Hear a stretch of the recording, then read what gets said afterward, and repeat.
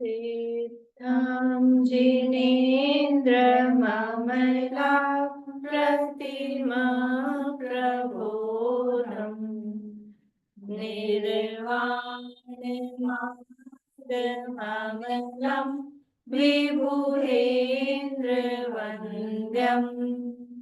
संसारसागरसमुत्तरणं प्रपूतम् वक्षे समाधिशतकं प्रणिपत्य वीरम् येनात्मा बुध्यतात्मेव परत्वेनैव चापरम् अक्षयान्नबोधा स्मृतिर्ब्रह्मणे नमः। जयन्ति यस्यादितोऽपि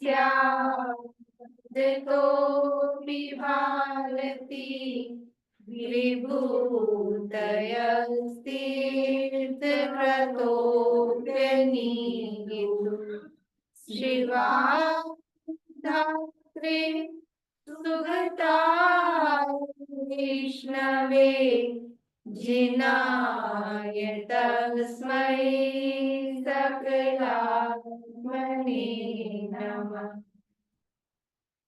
सकल विभाग किया आपने कल्याण परमानंद सुबोधमय नमो सिद्ध भगवान। आत्म सिद्धि के मार्ग का जिसमें सुभग गुना उस समाधि तंत्र का करुण सुगम व्याख्यान। नमो सिद्ध परमात्म को अक्षय बोध स्वरूप जिनने आत्मा पर जाना पर रूप जिनने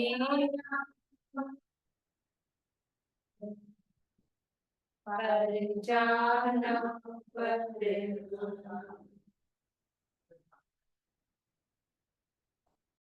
समाधि समाधि तंत्र नामक ये ग्रंथ है आचार्य पूज्यपाद स्वामी द्वारा रचित। समाधि का तंत्र, समाधि किस प्रकार से हो उसकी प्रक्रिया, तंत्र मतलब उसकी रचना, उसकी प्रक्रिया, वो कैसे, वो यहाँ बताए हुए हैं। तो मरने का उपाय बता रहे हैं कि समाधि कैसे हो। समाधि को मरना ही समझते हैं।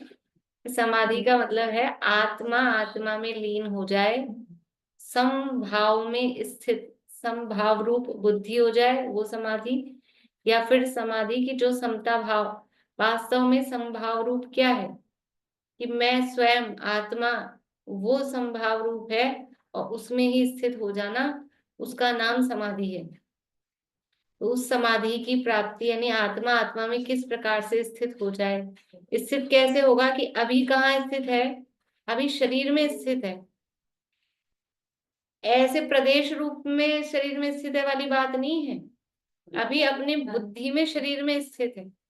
बाहर शरीर में स्थित रहे तो रहे, 14 गुण स्थान तक भी रहेगा ही, लेकिन बुद्धि में शरीर में स्थित नहीं है, मान्यता में शरीर में स्थित नहीं है। पर यहाँ अज्ञानी जीव की, वो अज्ञानी जीव कहाँ, ऐसे बोलते ना, जैसे बैठे तो यहाँ है लेकिन दिमाग वहीं हो कहीं अपने घर में, कि आप वहीं बैठे हो क्या अभी तक, ऐसा। तो कहाँ स्थित है कि जिसका उपयोग जहां है वो वहां स्थित है। शांति जी भाई साहब बोलते हैं बहुत बार, 2 बार, मैं कहाँ और मैं कैसा। मैं कहाँ कि जहां मेरा उपयोग मैं वहां, क्षेत्र से फर्क नहीं पड़ता है, प्रदेश रूप से कहाँ बैठे हैं, उपयोग जहां है वो वहां। और मैं कैसा कि जैसा मेरा उपयोग वैसा, बाहर से अच्छा चिकना चुपड़ा गोरा वो दिख रहा है, वो मेरा स्वरूप नहीं है।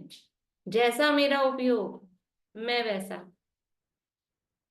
तो आत्मा आत्मा में स्थित हो जाए। अभी आत्मा शरीर में स्थित है, शरीर को मैं मान रखा है अपने में, मैं ज्ञान स्वरूपी आत्मा, ऐसा आत्मा आत्मा में स्थित हो जाए, उसका नाम समाधि है। वो प्रक्रिया यहाँ बता रहे हैं। कितना ही पढ़ें, कितना ही सुने, कितना ही बोले, लेकिन जब तक ये भेद ज्ञान नहीं होगा तब तक मोक्ष का पात्र, मुक्ति का पात्र तब तक नहीं है। ये यहाँ कहा था। फिर ये कब तक भाए शरीर से भिन्नता की भावना, शरीर से भिन्नता की भावना, कि जब तक ये मतलब ऐसे भाए, मतलब जब तक भिन्न ना हो जाए तब तक। और कैसे भाए कि दोबारा से फिर सपने में भी, कल जो श्लोक पढ़ा था कि सपने में भी फिर वो शरीर में मैं स्थित हूँ या शरीर ही मैं हूँ, ऐसा सपने में भी भाषित भाषित न हो। इस तरह से इस आत्मा की भावना अपने को भानी चाहिए। देखिए अब आगे यहाँ कह रहे हैं कि यहाँ लास्ट में कल कहा था कि अंतरात्मा भेद विज्ञान की दृढ़ भावना से शरीर आदि पर पदार्थों के प्रति, पेज नंबर 153, 153।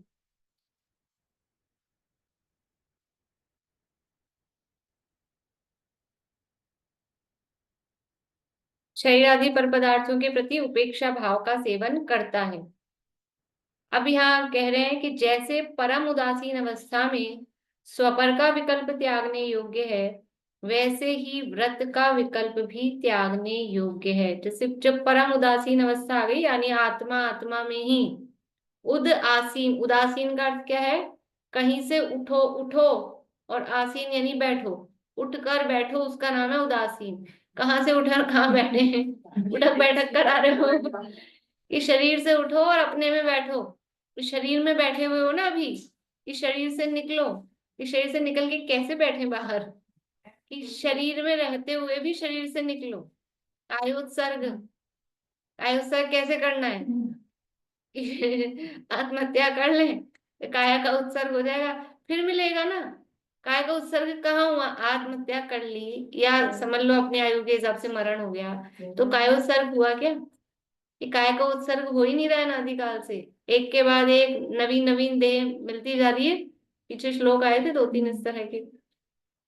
ये शरीर में ही ममत्व ममत्व करता जा रहा है, शरीर में बैठा है तो शरीर मिलता है फिर से। तो शरीर से निकलो तो शरीर से निकल पाओगे, शरीर से निकलेंगे तो शरीर से निकल पाएंगे। एक दिमाग में बुद्धि में शरीर में बैठे हैं तो शरीर में ही बैठे रहेंगे, वही वही मिलता है। तो जैसे परम उदासीन अवस्था में स्वपर का विकल्प त्यागने योग्य, जब उदासीनता आ गई यानी वीतरागता, उदासीनता का मतलब है यहाँ वीतराग दशा हुई, तो जब वीतराग दशा यानी शुद्धोपयोग की दशा है तो स्व पर का ऐसा कोई विकल्प नहीं होता, बस एक ही दिखता है। जैसे श्रद्धा में द्वैत नहीं होता, वहां उसमें बस एक ही होता है, स्व, मैं ही हूँ, बस मैं ही होता। अब चाहे वो गलत को मैं माने चाहे सही को मैं माने, वो मिथ्या और सम्यक वो अलग है, लेकिन उसमें बस मैं ऐसा होता है, द्वैत नहीं होता। तो ऐसे ही ये जो शुद्धोपयोग की अवस्था है, तो ये मैं स्वर और ये पर, ये ज्ञान का काम है। उस समय जब शुद्धात्म स्वरूप में लीन है, तब ये स्वपर का विकल्प कुछ नहीं होता। तो जैसे कह रहे हैं कि जब स्वपर का विकल्प त्यागने योग्य है, वैसे ही व्रत का भी विकल्प त्यागने योग्य है, कि मैं व्रत लूं कि नहीं लूं, कि व्रत पालन करूं। ऐसा यहाँ पर ये कह रहे हैं कि व्रतों का भी विकल्प वहां पर होता नहीं है, त्यागने योग्य है मतलब वो भी होता नहीं। एक 83 नंबर का श्लोक है, 153 नंबर पेज है। पुण्यम अव्रते, अपुण्यम अव्रते, पुण्यम व्रते, मोक्षः तयोर्व्ययः, अव्रतानि मोक्षार्थी, व्रतान्यपि, व्रतानि अपि है, व्रतान्यपि ततः त्यजेत, तो ततः त्यजेत विसर्ग का क्या बना है, अपुण्यम अव्रते पुण्यम अपुण्यम प्रकृति पुण्यम। देखो पुण्यम में मैं पूरा है ना, अपन अपुण्यम बोलते हैं, उसमें आधा में बोलता है। और अपुण्यम व्रते पुण्यम, अपुण्यम व्रते पुण्यम। व्रतेर्मोक्षस्तयोर्व्ययः, व्रते मोक्षतयोर्व्ययः। अव्रतानीव मोक्षार्थी, अव्रतानीव मोक्षार्थी। व्रतान्यपि ततस्त्यजेत्, व्रतान्यपि ततस्त्यजेत्।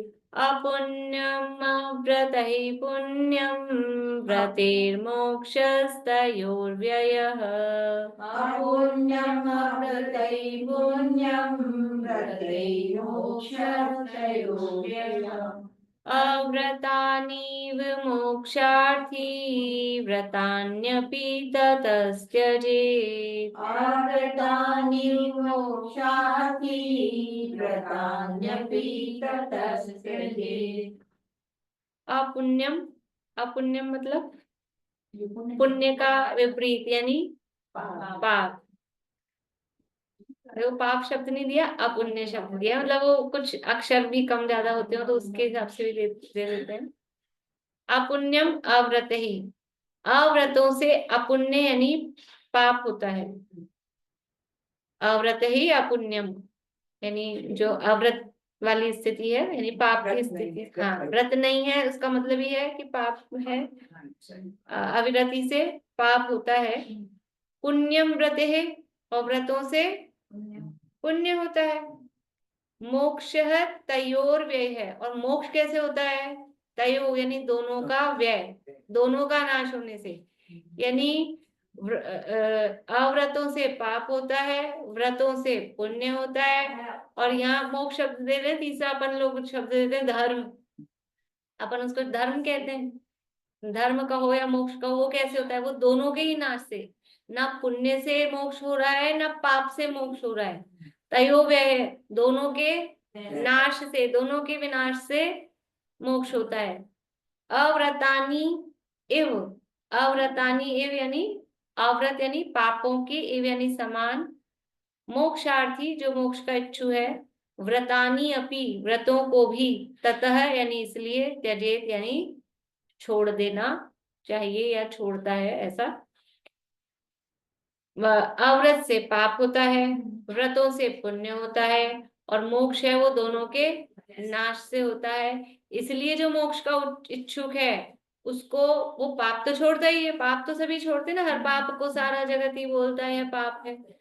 तो पाप के समान ही पुण्य भी, यानी अव्रतों के समान ही व्रत भी उसको इसलिए छोड़ना चाहिए, या इसलिए वो अव्रतों के समान व्रतों को भी छोड़ता है, त्याग करता है। देखिए अन्य सरल है, श्लोक बोलने में भी सरल है, अर्थ भी सरल है। अव्रत ही, ये बताई छपा है, रे बना लेना उसमें नीचे से, और इधर त में डबल ते आया है, उसकी जरूरत नहीं है। अव्रत ही हिंसा, झूठ, चोरी, कुशील और परिग्रह रूप 5 अव्रतों से अपुण्यम पाप का बंध होता है, और व्रत ही अहिंसादि व्रतों से पुण्य का बंध होता है। तयो पुण्य और पाप दोनों का व्यय यानी जो विनाश है वही मोक्ष है। इसलिए मोक्षार्थी मोक्ष के इच्छुक पुरुष को अव्रतों की भांति व्रतों का भी त्याग करना, यानी त्याग करना चाहिए, आगे लगा लो, त्याग करना चाहिए। पढ़ते हैं श्लोक और पद्यानुवाद। अपुण्यमाव्रतैः पुण्यं, व्रतेर्मोक्षस्तयोर्व्ययः, अव्रतानीव मोक्षार्थी, व्रतान्यपि ततस्त्यजेत्। व्रत अव्रत से पुण्य पाप, मोक्ष उभय का नाश, अव्रत समव्रत भी तजो, यदि मोक्ष की आस। टीका। अव्रतों से अर्थात हिंसादि विकल्पों से परिणत जीव के अपुण्य अधर्म होता है, और व्रतों से अर्थात अहिंसादि विकल्पों से परिणत जीव के पुण्य धर्म होता है। मोक्ष तो इन दोनों को अर्थात पुण्य और अपुण्य का व्यय अर्थात विनाश, वह मोक्ष है। जैसे लोहे की बेड़ी बंध का कारण है अर्थात उससे बंद होता है, उसी प्रकार स्वर्ण की बेड़ी भी बंध का कारण है। इसलिए जैसे दोनों बेड़ियों के अभाव से व्यवहार में मुक्ति छुटकारा है, उसी प्रकार परमार्थ में भी पुण्य पाप के अभाव से मोक्ष है। इसलिए मोक्षार्थी को अव्रत की तरह व्रतों को भी छोड़ना। एव शब्द यथा के अर्थ में है। एव मतलब वो उसके समान यथा, उस प्रकार, ऐसे करके देखो पूरा ये एक श्लोक में इसके विस्तार में पूरा समय सार का पुण्य पाप अधिकार, और नाटक समय सार में उसको पुण्य पाप एकत्व द्वारी शब्द दिया है कि दोनों एक ही है। यानी अभी इस यही पूज्यपाद आचार्य, यही है पूज्यपाद आचार्य, इन्होंने वहां श्लोक लिखा है स्टोपदेश में। कौन सा श्लोक है? छाया तपस्तयोर भेद प्रतिपालयतोर्महा यत्र भाव शिवम नहीं, ये तो वरम व्रते ही पदम देवम नाव्रतेर्वत नारकम छाया तपस्तयोर भेद प्रतिपालयतोर्महा। तो वहां उन्होंने दोनों में भेद बताया कि अव्रत से पाप में जाने की बजाय व्रत पालन करके स्वर्ग में जाना अच्छा है। छाया और धूप की जैसा दोनों में अंतर है। वहां प्रकरण क्या था कि वो कह रहा था हम व्रत क्यों पाले, वहां बराबर प्रकरण ही चल रहा था ना। वो बोल रहा था कि जब योग्योपादान योगे नहीं है, उपादान की योग्यता से होता है, तो बाहर के काम क्यों करे अपन, ये व्रत आदि का पालन जब उपादान में योग्यता आएगी तब हो जाएगा अपना। तो फिर कहा कि नहीं, व्रतों का पालन भी करना अच्छा है। वहां वहां वो देखो जैसा मरीज होगा, जिसकी अधिकता उसमें होगी, तो उसके हिसाब से दवाई दी जाएगी ना। और वास्तविकता क्या है? वास्तविकता ये है कि मोक्ष मार्ग में या मोक्ष के लिए दोनों ही उपादेय नहीं है। जिस प्रकार पाप से मुक्ति में बाधा है, उसी प्रकार पुण्य से भी मुक्ति में तो बाधा ही है ना, संसार ही है ना। जैसे पाप संसार रूप है, ऐसे पुण्य भी संसार रूप ही है। और यहाँ तो ये तो इन्होंने लोहे की बेड़ी और सोने की बेड़ी का उदाहरण टीका में दिया। और वहां भी जो लोह बेड़ी बांधती तो स्वर्ण की भी बांधती, इस भांति ही शुभ अशुभ दोनों कर्म बेड़ी बांधती। मतलब कोई व्यक्ति को ऐसे जो टीवी में पिक्चरों में दिखाते ना, जेल बिल्कुल काल कोठरी जैसी, ऐसी जेल में रखा जाए, और किसी व्यक्ति को 5 स्टार होटल वाली जेल में रखा जाए। जो बड़े बड़े लोग होते हैं, मतलब उनको वैसी उसमें भी ग्रेड होती है ना, जेल में भी ए ग्रेड वाली जेल में रखा जाए, तो भी क्या है वो, जेल ही है ना। है तो जेल ही, नाम ही जेल है उसका। अरे अपने ही घर में, मतलब कोई कहते ना कि घर में ही रहो, हाँ जेल कोविड में जेल जैसा ही तो था वो। ये घर से निकल नहीं सकते, सब सुख सुविधाएं घर में सब है, फिर भी जिसको कोविड होता था उसको एक रूम में हाँ वो भी, हाँ क्वारंटाइन, वो भी वो जेल जैसी स्थिति है। गोली भी नहीं तानते। दीदी मुझे ना थोड़ा सा ये समझ में आ रहा, पहली गाथा में आचार्य ने शरीर से भिन्न कराया, शिव से भिन्न करे ना आत्मा, तो उसमें अंतरात्मा सब कहा, तो वो भी मुझे जचा नहीं अभी तक कि अंतरात्मा शरीर से भिन्न श्रद्धा में पहले थोड़ी लगा, वो तो पहले ही हो चुका अंतरात्मा, तो उसे ही कहेंगे जो शरीर को श्रद्धा में भिन्न माने। ये तो मैंने बताया ना, ये तो अंतरात्मा के बहाने बहिरात्मा को समझा रहे हैं। ठीक है ना, यही बात है। अंतरात्मा लेगा ऐसा नहीं है, उसने लिया है, उसने ठीक है, लिया है, भाषा ऐसी है।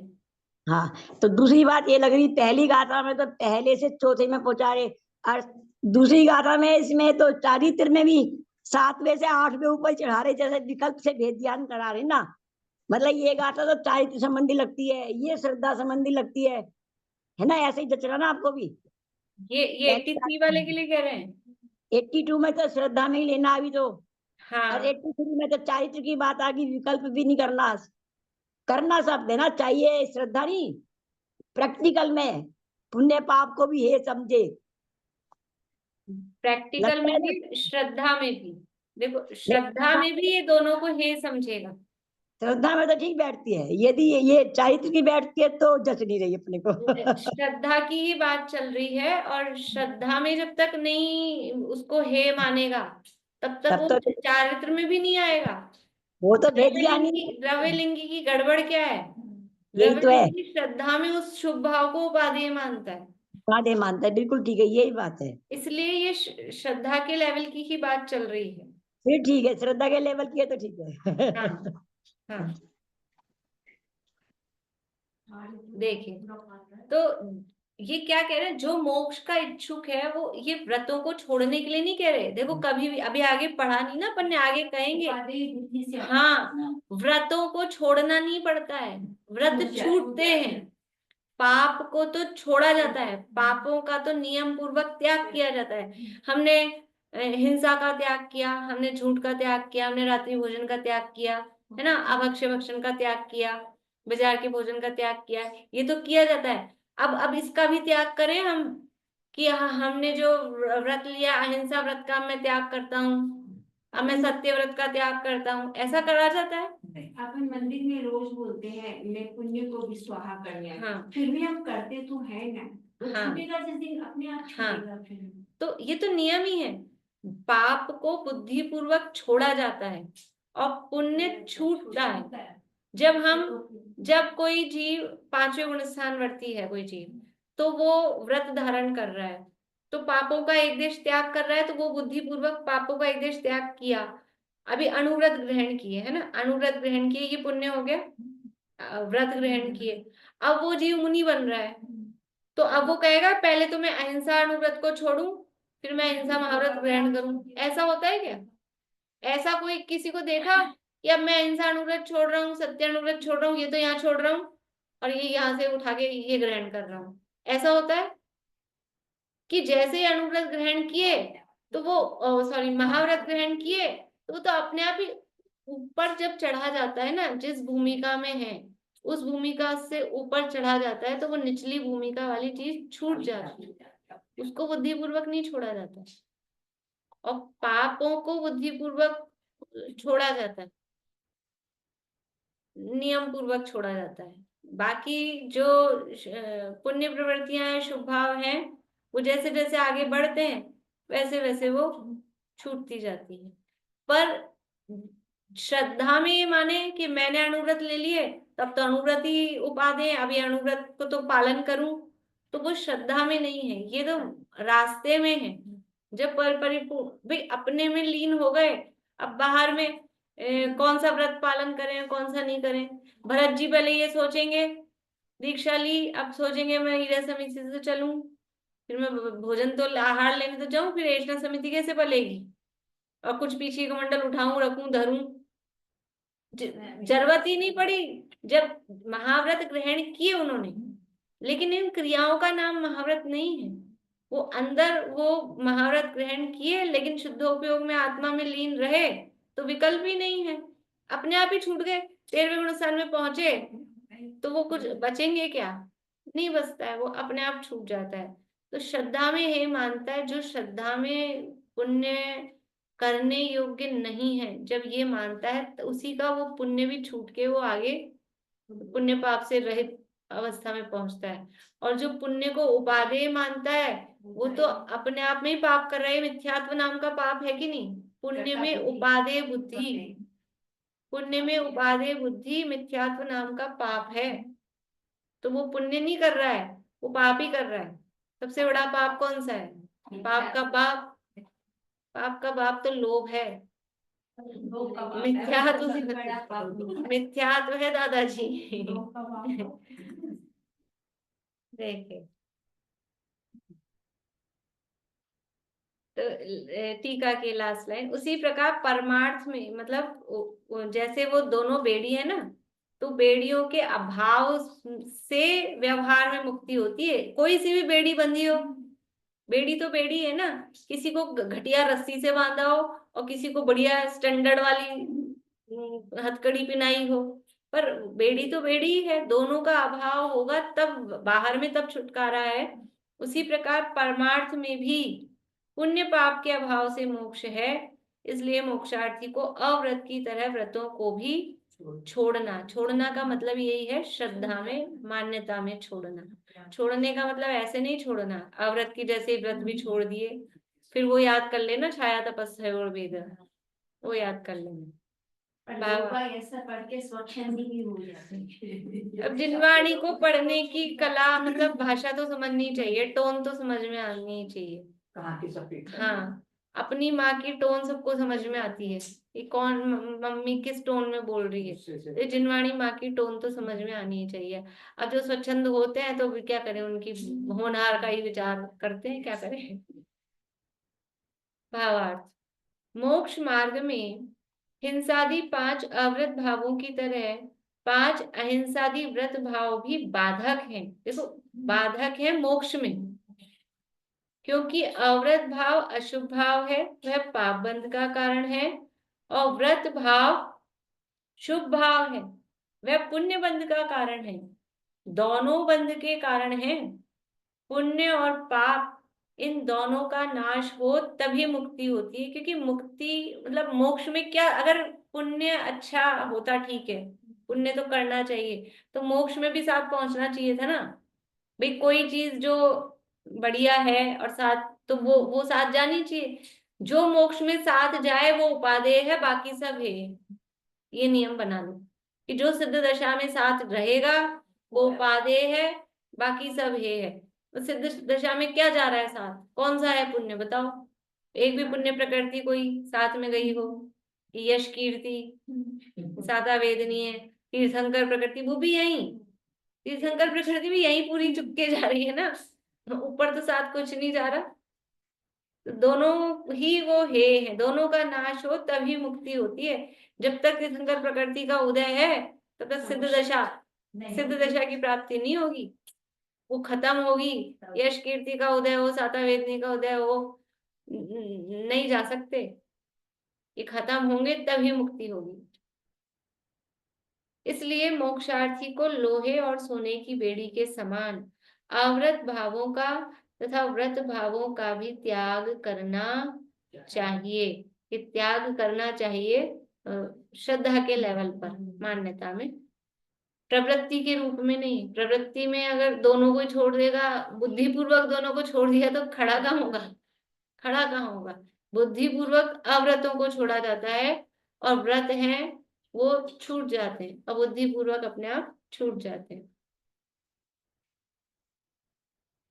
देखो, हमने नियम लिया बुद्धिपूर्वक कि हम ये कुछ भी खाने पीने की चीज ये नहीं खाएंगे, मान लो ऐसा, लेकिन अब हमने उपवास किया तो हम ये नहीं खाएंगे तो ये खाएंगे, उसमें ये तो गर्भित था कि मैं ये बाजार की वस्तु नहीं खाएंगे, घर की खाएंगे।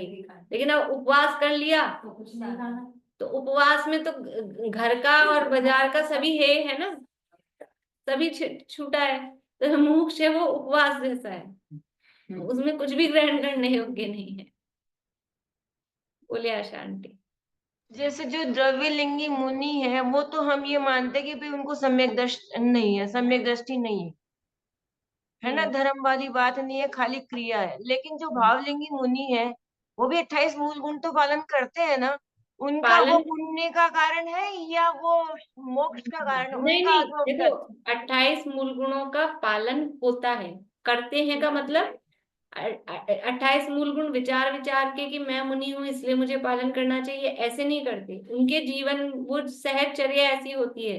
तो जो शुभ भाव रूप प्रवृत्ति है उसमें 28 मूल गुणों के पालन रूप, ये जब जब उनको ये विकल्प आता है कि मैं चलूं, ऐसा कुछ करूं, उपदेश दूं, जो भी, तो वो जो शुभ भाव रूप परिणति है वो बंध का ही कारण है।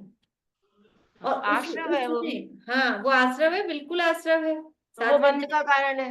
वो बंध का कारण है। तो फिर शुद्धोपयोग कहाँ पर है, कौन से उसमें गुण स्थान, फिर कहाँ है शुद्धोपयोग, कहाँ पे होगा? सातवें से कहते हैं ना अपन, और 28 मूल गुणों के पालन वाली क्रिया छठे गुण स्थान तक है। तो छठे गुण स्थान तक तो मतलब शुभ उपयोग है और शुद्ध उपयोग दोनों है, और फिर उसके बाद सातवें से सातवें से खाली ऊपर शुद्धोपयोग है, सातवें से ऊपर शुद्धोपयोग ही है।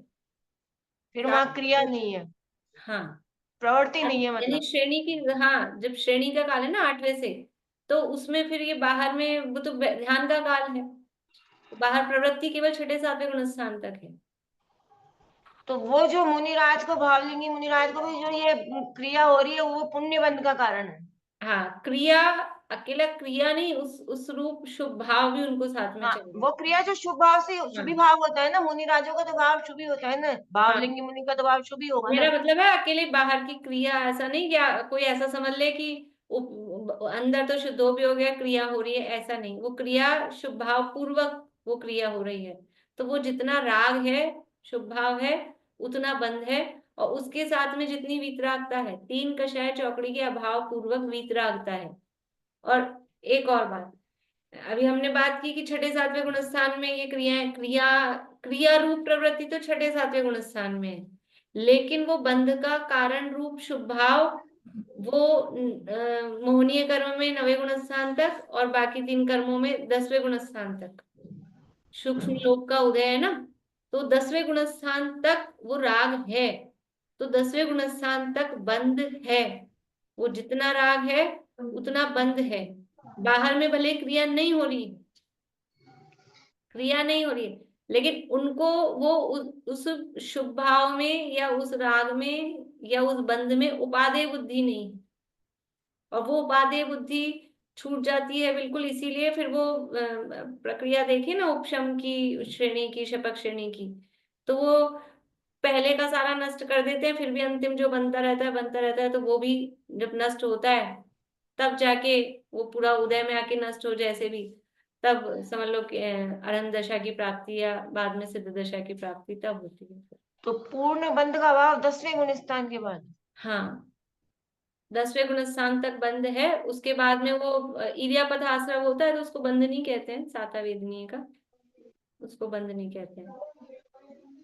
बोलिए विनीता आंटी। दीदी मेरे को अपनी है ना अंदर से अपने आप ही हंसी आती है, संस्कृत आने के बाद प्रयोग नहीं करती। मैं ये कहना चाह रही, इसमें जो पहले 2 गाथा में मैंने शंका की ना, उसमें क्या है, विधि लिंग का प्रयोग किया, लोट लकार का नहीं किया।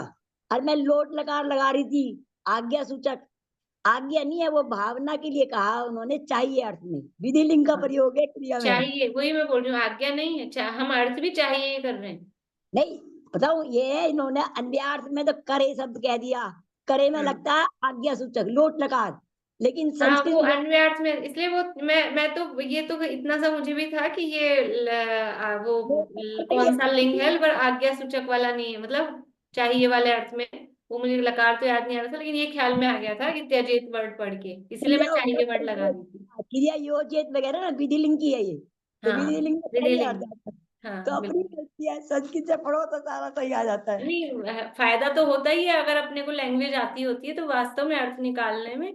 बहुत अन्वय अच्छा अर्थ लगता में उन्होंने क्या लिख दिया, अपन कैसा भाव समझ रहे हैं, तो है। वो संस्कृत या प्राकृत भी आती हो, मतलब तो फायदा तो होता ही है और अपनी माँ की भाषा है, तो सीखनी भी चाहिए हमको संस्कृत प्राकृत, ताकि हम अच्छे से अर्थ लगा सकें।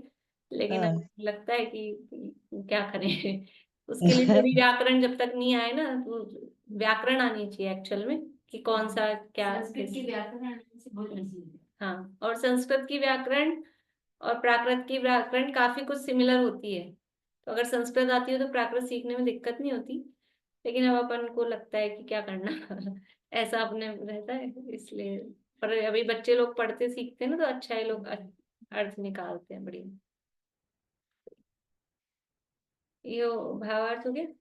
इसलिए मोक्षार्थी को लोअर सोने की बेड़ी के समान अव्रत भावों का तथा व्रत भावों का भी त्याग करना चाहिए।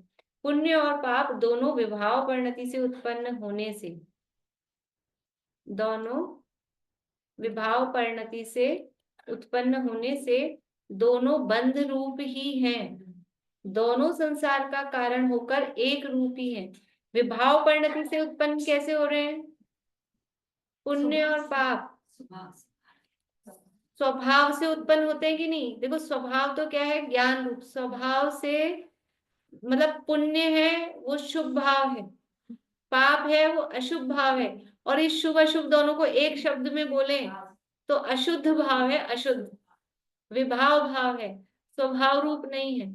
स्वभाव रूप तो जो ज्ञान रूप परिणमन है ना, वो यानी राग द्वेष के अभाव रूप, शुभ अशुभ दोनों के अभाव रूप। अभी ज्ञान की मुख्यता से अपन ज्ञान रूप कहते हैं, चाहे की मुख्यता से कहो तो वीतराग रूप, वो स्वभाव है। राग द्वेष के अभाव रूप वीतराग भाव, वो स्वभाव। तो दोनों ही विभाव परिणति से उत्पन्न है, इसलिए बंध रूप है।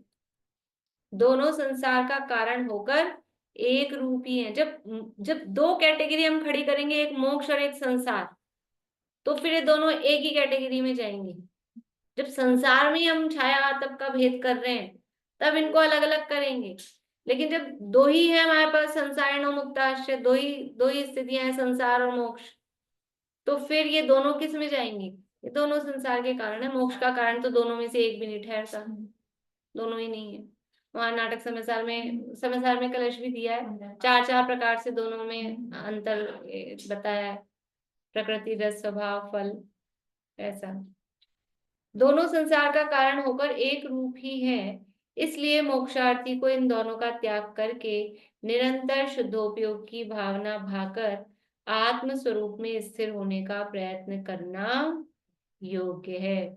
इसलिए क्या करना? दोनों का त्याग करके अर्थात दोनों में से किसी की भी भावना नहीं रखना, भावना में उनका त्याग करना। हमें पुण्य भी नहीं चाहिए, होता है, आता है, लेकिन हमें चाहिए नहीं। दोनों का ही त्याग करके निरंतर शुद्धोपयोग की भावना भाकर आत्म स्वरूप में स्थिर होने का, आत्म स्वरूप में बैठने का, स्थिर होने का, टिकना।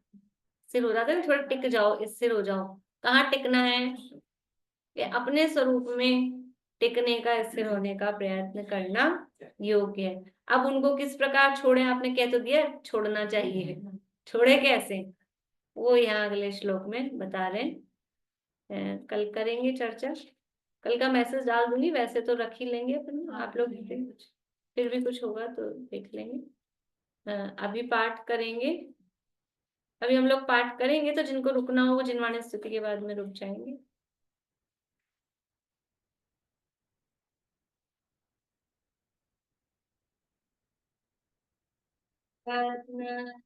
मुक्ति का मार्ग है अद्भुत, चैतन्य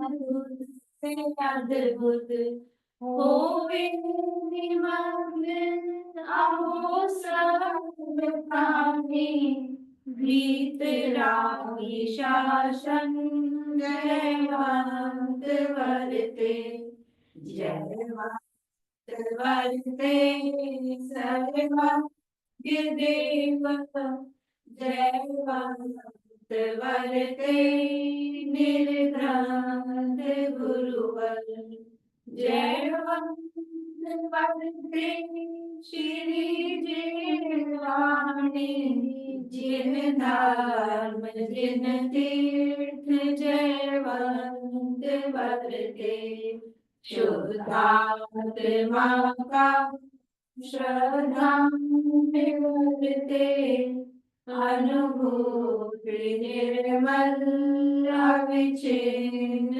वर्ते, आवागमन से निर्मुक्ति होवे, मुक्ति का साम्राज्य जयवंत वर्ते, सर्वज्ञ शासन जयवंत वर्ते, निर्भ्रांत शासन जयवंत वर्ते।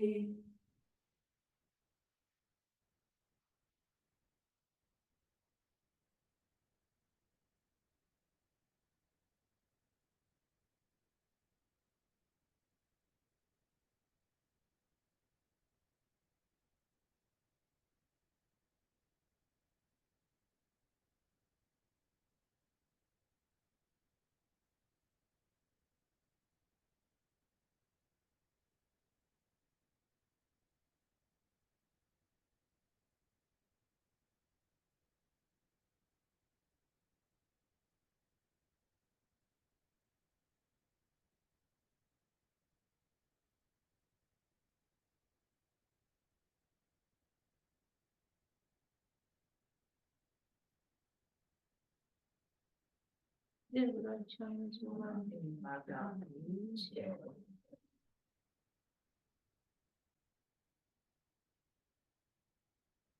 इसको कभी से करेंगे क्या? जैसे किसका करना है द्रव्य संग्रह?